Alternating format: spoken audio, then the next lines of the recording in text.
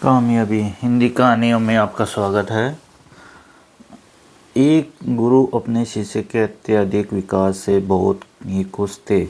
उन्हें लगा कि अब शिष्य का मार्गदर्शन करने की कोई ज़रूरत नहीं है।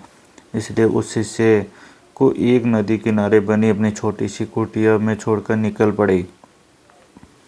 रोजाना सुबह स्नान के बाद शिष्य शेर की खाल से बने अपने कपड़े को सुखाने के लिए टांग दिया देता था। वह यही एकमात्र वस्तु थी जो उसके पास थी। एक दिन चूहों ने उस शेर की खाल को कुतर डाला। यह देखकर शिष्य बहुत ही उदास हो गया।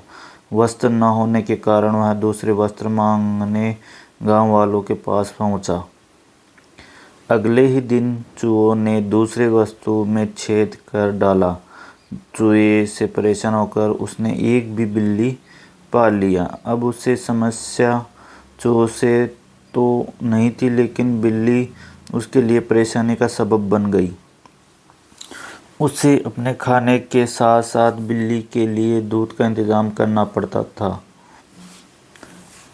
एक दिन उसे लगा कि मैं कब तक का गांव वालों से मांगता रहूँगा, क्यों ना मैं खुद ही एक गाय रख लूँ। जब उसे गाय मिल गई तो फिर उसके लिए चारा मांगने की जरूरत पड़ी।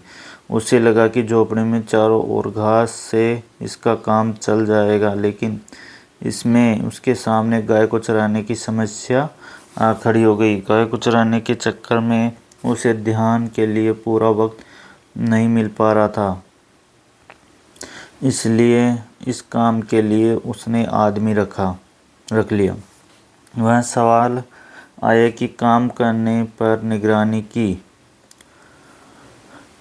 इसलिए उस शिष्य ने एक महिला से शादी कर ली जो इसके इन सारे कामों की निगरानी करती है और उसके काम में हाथ बटाती है।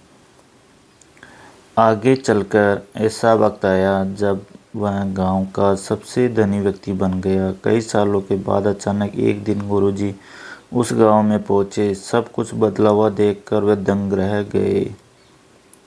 उन्होंने देखा कि जहां कभी कुटिया हुआ करती थी, वहां आज एक आलीशान इमारत खड़ी है। उन्होंने एक नौकर से पूछा, क्या यह वही जगह नहीं है जहां कभी मेरा एक शिष्य रहा करता था? नौकर उन्हें कोई जवाब देता है। इससे पहले ही गुरु का वह शिष्य हाजिर हो गया। गुरु ने उसे पूछा, वत्स, आखिर ये सब क्या है?